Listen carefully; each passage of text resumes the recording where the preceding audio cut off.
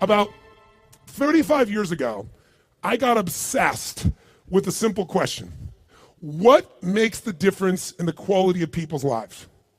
What makes some people leaders and other people followers? What makes most people talk about a dream and never follow through, and other people, just a small percentage, kick ass, take names. You can throw any obstacle at them, they find a way to break through. What's the difference? And when I first grew up, I grew up very poor financially. I grew up in a very tough environment. When I met my fourth father, I said, Mom, I'm confused. I was confused because I always loved people, just my nature. But when I was in high school, I was not the most popular kid in school. In fact, the most popular kid in school treated me like hell. He was so vicious and mean. I thought, what makes that guy popular? So it made me obsessed to want to know why people's lives turn out so differently. And my first answer, growing up poor with no great role models, was, well, some people are just lucky. They grew up in a family where everybody loves each other and they stay together. You know, some people are lucky. They grew up in a family and everybody's educated, and so they work hard to educate their kids. Or some people are lucky. They grew up in a family with lots of money, so they have resources to travel and learn and expand and do whatever they want. And as much as I wanted to believe that story, that some people are just lucky, that they had a better family, when you pay attention and you're even slightly honest with yourself, that story doesn't hold up, does it? Because when you look around, what happens to people that were truly given everything and they don't have to work for it? What happens to the person who's born and they got total love and support from their family? They have total financial abundance. They don't have to worry about it whatsoever. They got all the great education. What happens to the majority of those? Not all, but the majority of those people don't build any muscle. They're not hungry because everything was given to them, so they don't have any hunger that could give them drive. Which if you ask me, Tony, what's the single most important key to success above anything else? It's not talent, it's not skill, it's hunger. If you get enough hunger going in you for an answer, you'll find the answer. If you get a hunger enough inside of you that says, I gotta take things to a next level, I gotta achieve, I gotta make a difference, I gotta expand, you will find the answer. People's intelligence will expand if they got enough hunger. But if you got everything and you're not hungry, you're not gonna have much. Look at the pathetic people you read about in the rag newspapers who were given everything. And as a result, what do you find out? The majority of people that are given everything, you find them living in rehab. They've been getting everything else, and they're going in and out of rehab for drugs or alcohol or something else. And then you find these people that life seems to have stepped on. You know the kind of people I'm talking about? Life has kicked them in the face. They've experienced tremendous injustice. Nothing has been fair to them. They've been abused mentally, emotionally, sexually, spiritually, whatever. And very often, those are the very people that most of us are inspired by, who achieve levels that most people never dream about and who touch society. For example, what would you guess would be the future for a child if I described their background? Because most people think biography is destiny. What you've been through determines who you are. And most of us, if we're not succeeding, can tell everybody the stories of why we're in that place. But it's much more fun to tell people where you are today in spite of what happened in your life. That's a much more interesting story, isn't it? But if you look around, what if a person's story is this? True story. A person's born and their father's not there as a baby. Their father left before they got there. Their mother is going to raise them and their mother's 13. A child being raised by a child. If that's all I told you, what would you predict the future of this child would be good? Real positive, uplifting, expansive, powerful, influential, or concerning? Concerning. What if I said this 13-year-old mother didn't know what to do with this baby and was overwhelmed, so she gave the baby most of the time to her grandma, who had lots to deal with? And what if I told you, with grandma not noticing, before this child was 13, she was sexually abused more than 3 times by different people in family and friends? Now, a little baby being abused, a child being abused. What's the future? Doesn't look too bright, does it? What if I told you at 13, when the baby turned 13, this baby became exactly like her mother and became pregnant as well. Followed exactly in her mother's footsteps. What if I told you at 13, when the baby arrived, the baby was stillborn? The baby died at birth. What would that do to an adult mom having a baby, much less a 13-year-old child? What if I told you the kid went a little crazy with her behavior, got so outrageous and out of control, they put her in an institution, but fortunately the institution didn't have enough beds, so they couldn't keep her there more than a few days, and they finally released her to a man who claimed to be her father, who she'd not met. By now, I'm sure you figured out whose story this is. Who is it? This is Oprah Winfrey's story. Oprah Winfrey went through all that we just said, plus she was African American at a time in the US when the President of the United States was not African American, and when many people in the US did not judge people by their character, they judged them by their color based on nothing whatsoever. This woman has become one of the most influential people in the world, females on the planet, and that's her story. So the reason is, whatever story you're being told about the economy, whatever story you're being told around you, you have to be so aware not to buy into a limiting story. Either someone else telling you that or you telling yourself that. And I'll tell you something, it's gotten worse as the years gone by, and I think the US has been the leader in it, and I'm not attacking my country, it's interesting what's happened in my country in the last 2 decades. Some of you may be old enough to remember 20 years ago when things started to change, because America likes to export their stories. So I think many of you, if you're around then, can remember there was a story of 2 young men who killed their parents in Los Angeles. Their names were the Menendez brothers. Does anybody here remember that story, the Menendez brothers? Keep your hands up so I can see a sense. Yeah, quite a few of you can remember the story. If you didn't know the story, it's about these 2 young men. They killed their parents, their mother and father, at point blank range with a shotgun, murdered them in cold blood. But when they went to a jury trial, the jury couldn't decide. They admitted they did it. They admitted it. But they said, but our parents were abusive. And so the jury literally was deadlocked. It took 2 jury trials to convict them. Now, all because they were abused. Well, many people are abused. They don't kill their parents with shotguns, right? See, if you and I are going to be successful, we're never going to get it by blaming somebody else, including God. People say, I'm poor because God wanted me to be poor. I'm fat because God got me to be fat. No, you're poor and fat because you sit on the couch and watch TV and eat Cheetos all day. It's not God's fault. So what I'm suggesting to you is you and I have to come up with a better story, a story that can make things work. So now I want you to tell me the truth on something here. Tell me right now, who here in this room has ever failed to accomplish something that really mattered to you? We all know we failed at some point.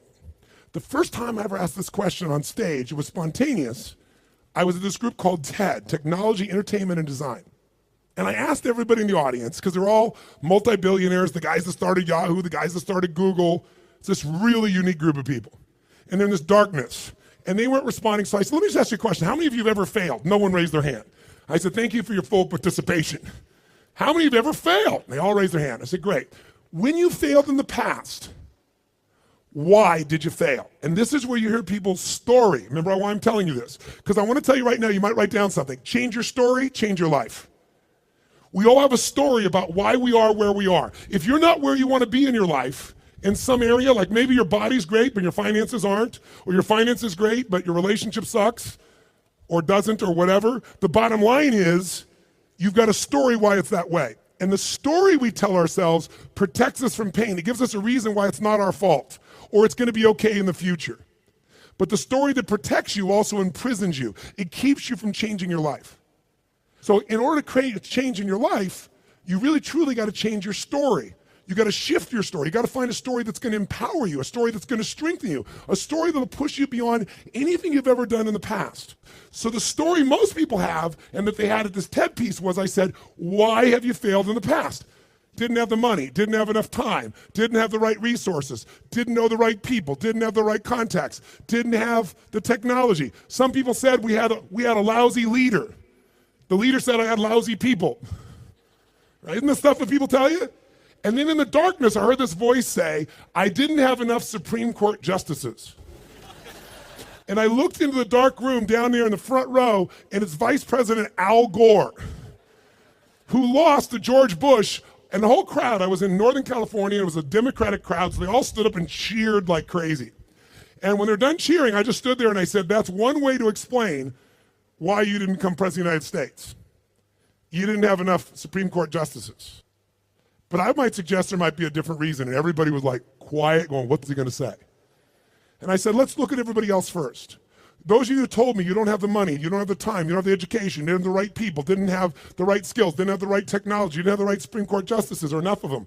I would submit to you, you've all told me the reason you failed is you didn't have the resources.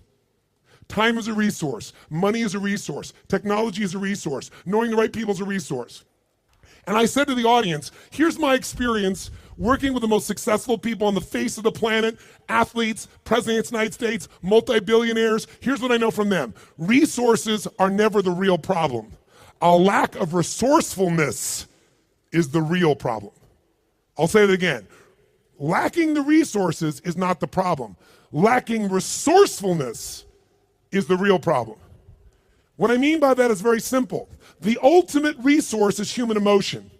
What starts wars? Is it logic? Hell no, it's emotion. What makes you get married or get divorced? It's emotion. What will make you stay up all night, work to build your business? Emotion. What will make you give up? Emotion. If you don't master your emotion, if you don't become resourceful, then you're going to think the problem is resources. Because I'm here to tell you, every great person I know didn't have the resources, but they got them because they're resourceful. And what that means is, if you're creative enough, creativity is an emotional resource, can you find an answer to the problem, yes or no? If you're determined enough, can you find the money that you don't have? Can you find it, yes or no? If you care enough and get other people to care with you, can you get them to help you, yes or no? If you are bold enough, if you're strong enough, if you're disciplined enough, can you get yourself to do things other people cannot find a way to do, yes or no? See, the ultimate resource is resourcefulness. And I tell you that, my friends, because I grew up with no resources, but I became very resourceful. And that's why I have the privilege to be with you today. And I said, so are you, Mr. Vice President? I watched you speak last night, and the previous night he'd spoken to this Who's Who crowd, and he had spoken on the inconvenient truth. And it was the first time he did that speech that they made into a movie. And he was so passionate. And you never saw him passionate, but he was passionate. He grabbed everybody. People liked him, people didn't like him. I said, listen, let me tell you something. You said you didn't have enough Supreme Court justices. Here's the truth. I watched the debate with you and Bush. I wanted to vote for you, but I couldn't. There wasn't any energy. There was just ego there. I said, I watched those debates. I said, if the guy that was up here last night was the guy in those debates, you wouldn't need the Supreme Court justices. And the whole crowd went berserk. They started clapping, standing ovation, and he came over and gave me a little high five and said, you're right. And we became good friends out of it. And people came to me afterwards, the guys from Kleiner Perkins, multi-billionaires, they took me to dinner and they go, we've all been thinking that. No one would ever say that. How could you say that publicly? I said, because it's the truth. They go, yeah, but no one said it. And guess what? The truth is, I don't care where you are today. I don't care if you're totally broke and getting here was a huge stretch for you. If you can find the hunger inside of you and you can remember, I don't need resources, I need resourcefulness, that'll get me the resources, then anything you dream about you can make real. But the minute you forget that and you come up with a story that goes, I don't have the money, I don't have the time, I can't do it, it's too far away, that's what's gonna kill you. Change your story, change your life. And we all have a story because we're afraid, all of us, to fail. We're afraid to not look good. We're afraid to be disappointed. We're afraid to get our hopes up. But the only way that you get courage, courage means you're afraid, but you do it anyway. It's not courage if you're not scared. And so there's going to be people talking here the next few days or today that they're going to give you some great strategies. Whether you do it or not is not going to be based on your ability. What you're capable of is amazing. What most people will do is disappointing. It has nothing to do with the content of what needs to be done. It's everything to do with the mastery of your own states. So here's what I believe. My passion is not just get up and talk. My passion is get people to rewire themselves. So how many of you came here not just for information? How many came here for some breakthroughs? A breakthrough means a new quality of life where things that were impossible are possible. Who's with me on this? Say aye. So let me give you 3 keys to a breakthrough. Any one of these 3 can give you a breakthrough. But if you do all 3 of these, you're going to have an extraordinary breakthrough. So let's start with something so simplistic that none of us would be emotionally attached to it, and we all know it's true. And let's take a symbol in society. All over the Western world, including Australia, and you guys are a bit better than America, but not by a whole lot. What's happened to societies, Western societies, in terms of their health and fitness? Now, I don't know the current numbers here in Australia, but I'll tell you how bad it is in the US. I know you're slightly better than this. 1/3 of Americans are obese now. 1/3. Literally 60% of Americans are overweight. Now, I want to ask you a question. Is that because the strategies required to losing weight are so complex that it's just completely overwhelming? Is that why? Yes or no? No. However, if you have the wrong strategy, you're guaranteed failure, even if you're motivated and driven and excited. Is that fair to say? Like, I can remember a few years ago when on the cover of Time magazine was a diet called the Atkins diet. And it said, I don't remember the exact number, I think it was 13% of Americans, the largest number ever, were all on this diet. Now, if you knew anybody was on the Atkins diet, of course you'd lose weight. First the number of calories you took came down. But second of all, you ate such an acidic diet that you literally had to pee on a stick so you wouldn't go into acidosis. And if you ever smelled the breath of someone on that diet, you wanted to stay as far away as you humanly could be. Now, that's not too hard to figure out, that if I got to pee on a stick so I don't go into acidosis and my breath is this bad, this may not be a sustainable approach to losing weight. But everybody did it. So if you have the wrong strategy, it's not going to work. So let me give you 3 things in reverse order of importance, okay? Reverse order, least important first. If you want a breakthrough, one of the things that give you a breakthrough is a strategy. A new strategy could change everything. Does that make sense? A new way to do something. If you come up with the right strategy, it could save you a decade. It could save you 5 years. And one reason to come to a seminar like this, in my opinion, is to gather up as many strategies as you can. And what I want to do in just this short little time I have with you is see if I can give you some strategies that'll give you breakthroughs in whatever you want to go after. Some real quick strategies that really work. What is a strategy? It's a specific way to do something that if you do it that way, you get the result every time. Let's think about strategy like a recipe. If you know someone's recipe and they took 25 years to figure out how to make the perfect chocolate cake, and you're not a baker, but you got their strategy, you got their recipe, how often can you get the same quality of chocolate cake if you follow their recipe, if you follow their strategy? How often will it work? How many times? Every single time. That's the beauty of a strategy. So there's going to be a lot of strategies available to you here during this course. I'd be listening and find the strategies that appeal to you most. But I'd submit something to you, my friends. I'm a strategist. I'm a business and life strategist. I'm always finding the little thing that'll change it all. I'm obsessed by it. And I fill up my events with them. But I know something about strategies. You can give someone the perfect strategy, and they can still not do it. They can even know it's the right strategy and still not follow through. That's why the problem in our society is not a lack of strategies. If I said to you right now, okay, we got to lose weight, and we're in downtown Brisbane, and we were to walk 10 blocks, how many places would we pass within 10 blocks that could help you to lose weight, for example, or get fit or get strong? How many? In fact, you don't even have to get up out of this building to learn how to lose weight, because today, God forbid you're going to get up and walk, you could just pull out your iPhone or your iPad or whatever phone you have, and you could download 10 books right now that you'll never read, right?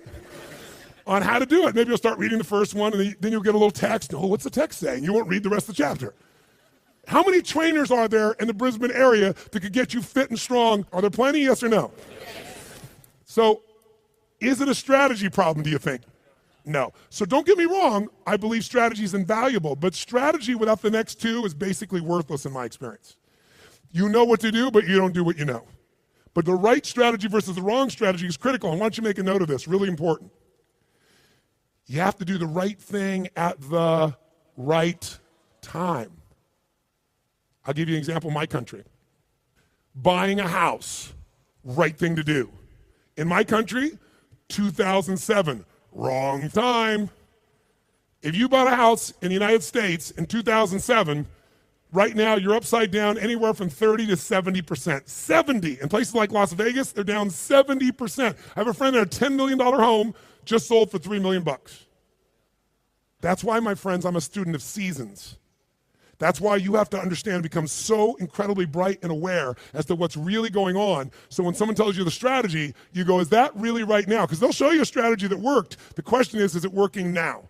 You want someone who's done it and is doing it. People go all the time and they go see someone, let's say a really nice stockbroker who then tells them what to do with their finances, but you got more money than he does. That ought to be a clue he's not the person to talk to. People go to psychiatrists all the time that are taking antidepressants for their depression, and they wonder why they don't get better. I mean, we're weird this way.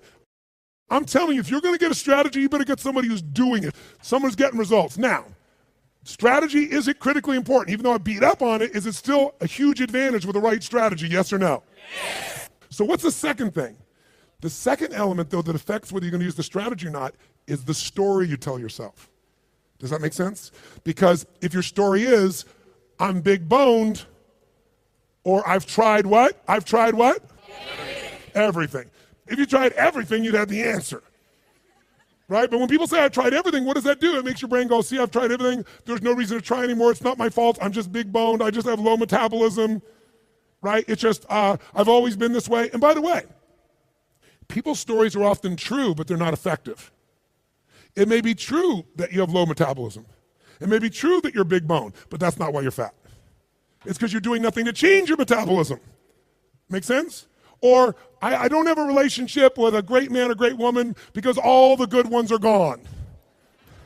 Or they're gay and I'm not, or I'm gay and they're not. Something of that nature, right? Isn't that a common story people tell themselves? And what does the story do? It kills your hunger, it kills your drive, it gives you a reason not to face the discomfort. We've all lived in a society that has trained us since we're this tall now. Most of you, by the time you're 21, saw 2 million commercials and had to instantly get out of pain. Instantly out of pain. You know what the problem with getting out of pain is? It takes away the purpose of drive. How many of you know somebody who takes antidepressants right now and they're still depressed? That's because they have the same story. Even though they changed their biochemistry, the same story brings them to that lousy place.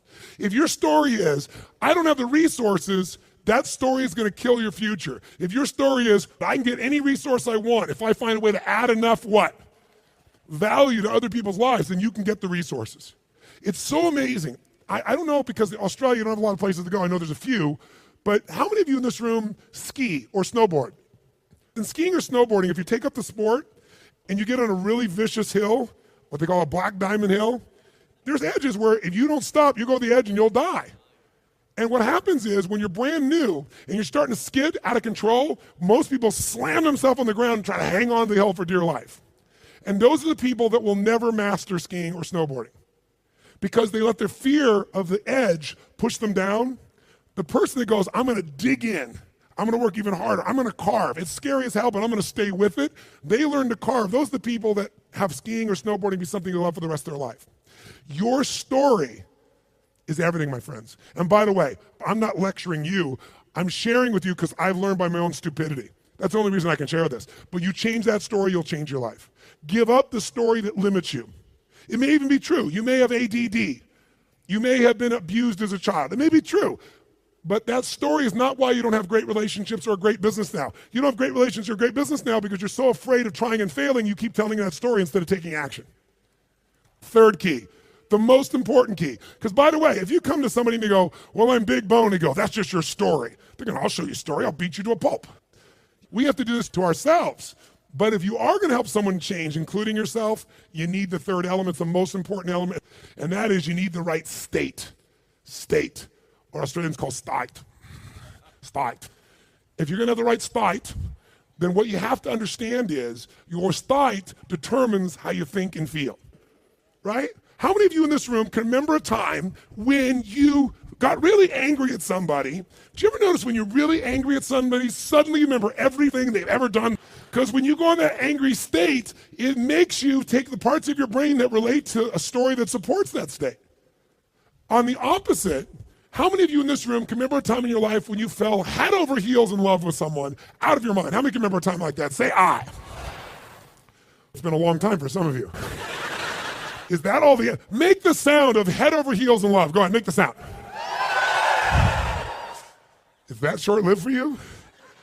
Let's try this. Ever been so head over heels in love you couldn't stop thinking about the person? You want to make love to them every moment. You're just dreaming of them. You felt them wanting you. You wanted them. You're out of your mind. Make that sound. What does that sound like? Go ahead. Much better. Much better. See, in the beginning of a relationship, when you love somebody, what will you do for them when you love somebody? What will you do? Anything. If they say, would you take out the trash? You go, take out the trash. Right? But after 7 weeks, 7 months, or 7 years, or 70 years, somewhere in that range, something clicks different in you and they go, could you take out the trash? You go, what do I look like, your janitor? And they go, I don't know what it is. We used to have so much passion. Where did it go? I'll give you a clue. Write this down.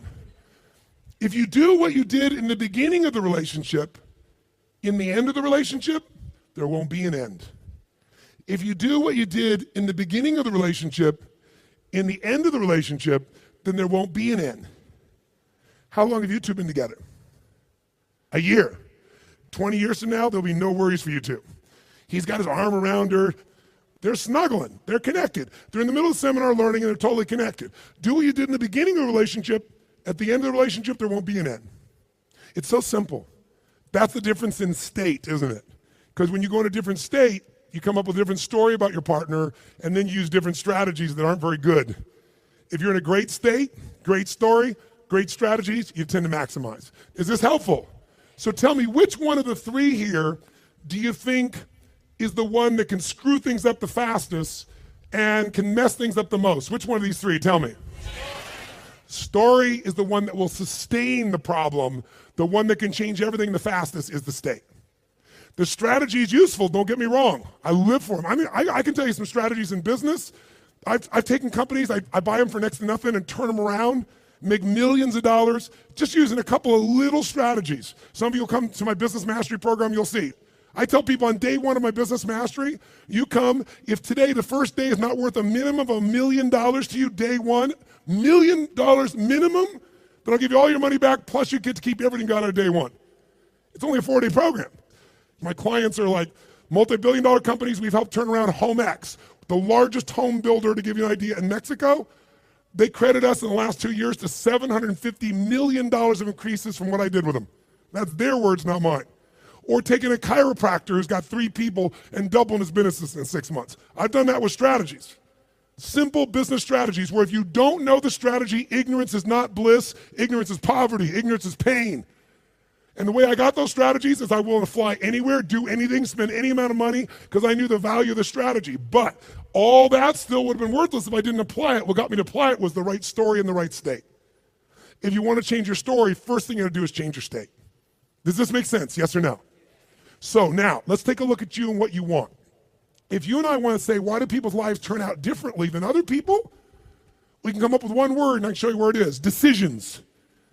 Write down decisions, not conditions, determine my destiny. Decisions, not conditions, determine my destiny. If you look at your life and you look back on it over the last 10 or 15 years, I'd be willing to bet there have been some decisions that if you would have made a different decision, your life would be radically different today. Your relationships or your income or your happiness or your body weight. Everybody's got a story about how the condition affected them. But I can take you 2 people that went through the same conditions, and one person comes back from war and they kill themselves or other people, and somebody else comes back and they spend all their life working for peace. I can find 2 people that were abused as a child. One of them lives totally inside themselves, feeling sorry for themselves. The other one becomes somebody who has an incredibly passionate relationship because they're never going to let anybody hurt who they love. Same conditions, different decisions. So when the economy that you're going through right now, it doesn't matter what the season of your economy is. What matters is the decisions you're going to make. And let me give you the 3 decisions you're making every moment you're alive, including in this moment. And you see if it's true or not. First decision you're making right now in this moment, every moment of your life, is what to focus on. What to focus on totally affects your life. Think about it. Whatever you focus on, you're going to feel, even if it's not true. If you're focusing on, oh my God, the economy's going to go to hell, when you focus on like that, you're going to feel like hell, and your decisions are going to be hang on to what you got. If you're focusing on, everybody's scared to death, this is a perfect time for me to find an ultimate advantage, because during times of maximum pessimism is when you can do the best. If that's your focus, you're going to find a different set of opportunities. Focus equals feeling, focus equals direction, focus shapes everything. What's the problem though? Most of us don't control our focus, we let the world around us do it, don't we? If you're going to turn on the television set, tell me something. What does the news always try to do to get our attention? Tell us what's rosy and beautiful and magnificent? No. Or find something that will jolt us. Which one? Jolt us. In the old days, today the news is in your pocket, right? It comes to you through your Twitter feed. It comes to you by being fed to, for example, by text by friends or whatever. The news follows us. But to get our attention in a world where everyone's fighting for our attention, they're looking for a story to jolt you. In the old days, before you had news in your pocket, you walked by a newspaper stand, and if it said something like, headline at the top said, great weather this weekend, what did you do? Smiled? That's cool. Did you buy the paper? No, I'm not going to buy the paper. Great weather. I know what I need to know. But if the headline says, big storm coming, what happened? Boom, some money went in that sucker you pulled out. You need to know more. So the news is so competitive today, 24/7, there's not enough news. They've got to constantly play this game. So if you don't take control of your focus, the world will do it for you. If you want to feel good about something, what kind of news? What if there was a movie, and you went to the movie, and here's the beginning of the movie. The main protagonist, the main character, it's cool. Having a great time, physically healthy, strong, happy, great family, great finances, great everything. That's how it starts, okay? Second part of the movie, still good. Third part of the movie, phenomenal. End of the movie, everything's cool. Who's gonna go to that movie? What are they gonna say? That movie's the most boring what?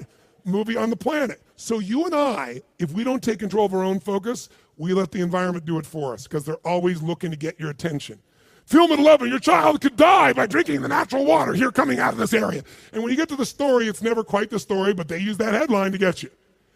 There are headlines in your own life too, though, aren't there? Headlines we use on ourselves.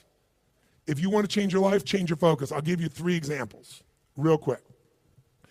Everyone has a pattern of focus. It's not what you focus on in the moment that affects you. It's what you focus on regularly. So for example, do you tend to focus, personally you, on what you can control or what you can't control? Those of you focus on what you can control tend to feel more in charge of life. Those that focus on what you can't control, by the way, is there plenty of stuff we can't control in this world, yes or no? Tons. And if you focus on it, you will be depressed. Depressed people constantly focus on what they can't control. Second, and it doesn't matter what drugs you take, if you keep focusing on what you can't control, you're gonna get depressed if we add 2 more. Here's another pattern. Do you tend to focus on what you have or what's missing in your life? The tendency today is what's missing, and sometimes we make up what's missing. If you focus on what you have, when you're focused on what you're grateful for, how does your life feel? When you start thinking, oh my God, look at how I'm living. I mean, the worst Australian person who's having the worst, toughest time is having a better time than 90%, I should say, more like 80% of the planet. Because about 80% of the planet lives on $2 a day. Most of us, our worst nightmare is somebody else in the world's greatest dream. But if we don't focus on what we have, when we focus on what we're missing, you're gonna feel like hell. Now don't get me wrong, sometimes focusing on what you're missing will give you some drive. Cool, but you just gotta balance it out. People are depressed, always focus on what they can't control, always focus on what's missing, and here's the third one they have, third one. And by the way, most of you have one of these, maybe 2, not all 3. If you have all 3, I know you get depressed pretty easily, okay? Third one, do you tend to focus on the future, the present, or the past? Now we all do all 3, right? But which one do you tend to put more focus on, the future, the present, or the past? What is it for you? Just say it out loud, quick. Future. Now in this room, you hear a lot of the future, which in my country is called future. And most of you came here because you're interested in the future, aren't you? Isn't that why you came here? That gives you an advantage, doesn't it? Because most people tend to look at the past. If you're focused on the past, since you can't control it, it's gonna probably, many times, lower your energy or even depress you. If you focus on the present, you'll probably be happier because the present moment's got more to it. A great business person looks at the future and the present, back and forth. A great happy human being tends to live in the present. A miserable human being tends to live in the past. Now there's some exceptions. If your past is the best part of your life, you might want to spend more time there. But the problem is if you're trying to drive yourself into the future and you're using a rear view mirror called the past, what's gonna happen, my friends? Tell me what's gonna happen. You're gonna crash. You're not gonna go backwards, you're gonna crash. Make sense? So these are just 3. I could give you so many more, and if you decide to come to the seminar, we're not just gonna tell you this, we're gonna work on it. But I wanna at least make you aware of it. So if you catch yourself focusing on what you can't control, go, okay, of course I can't control this, but this is what I am in charge of. This is what I can control. I'm missing this, that may be true, but here's what I do have. That will shift your state, which will then allow you to come up with a better what? Story, which will then get you to possibly be able to use a better strategy. Here's the second decision you're making right now as you're sitting here. Second decision, as soon as you focus on something, you now have to give it a meaning. What does this mean? What does this mean? So for example, is this problem in your life a problem? Is it God punishing you? Would it feel different than if you said I have a problem versus God's punishing me? Or is it a challenge? Or what if it was a gift? What if this problem was truly a gift? Would it change how you felt, the state you're in, the strategy you would find, versus if you thought this was a curse? You better believe it. And every moment we're making decisions, once we focus on something, on what it means. Were you just humiliating me? Were you teasing me? Were you challenging me? Whichever one you come up with is gonna change a very different relationship between you and I. And it's all what you make up in your head, the meaning you give it. Is this the end or the beginning? If you think this is the end of a relationship, are you gonna treat the person the same way as if you think it's the beginning of a relationship, yes or no? If you think this is the end of your career, the end of opportunities to invest versus the beginning of them, then your whole experience is different. If your economy really were to take a huge explosion and take a huge drop down, it would be one of the greatest opportunities of your life. The fact that it's no longer growing geometrically is an advantage to you, if you understand that. Because by the way, you make more money when things burn down than when they grow because they burn down faster. It takes years to build the towers in New York, burn them down in a couple hours. And if you're smart, you can know how to do well no matter what the economy is doing. That's really the skill set you got to master. But none of that will you get to unless you can come up with an empowering meaning from the situation. That's what makes somebody successful. What makes Oprah Oprah is she focused on what she could control. Oprah focused on what was possible, what was in the future, and how she could do something right now to make it happen. Oprah mastered meaning. She didn't say, I'm African American, I'm poor and I'm broke and I have no resources. She goes, I'm a tower of power and I'm gonna find a way to make this world change. Those belief systems got her, those states and beliefs, to the strategies that made her Oprah. Make sense? So the piece here is meaning. What does it mean? And then the third decision you're making right now, and again, when I say you're making it, be honest. You may not be making these decisions consciously. They may be being made in your unconscious just habitually because you're not paying attention. That's why you and I want to change our life. We got to wake up. So we decide what we focus on, we decide what things mean, and then the third decision, we decide what to do. What to do. Do I quit or move forward? Do I go interview this person and figure out what they know, or do I just go home and have lunch? Do I enroll in this course so I keep growing, or do I go home and say, let's just see how I do? Your decisions are going to be affected. Do I stay married or do I get divorced? Do I walk up to that person and say, I want to meet you, or do I just stay here and go, maybe it's not the right time? Your decisions of what to do are powerfully shaped by the emotions you're feeling, and the emotions came from the meaning.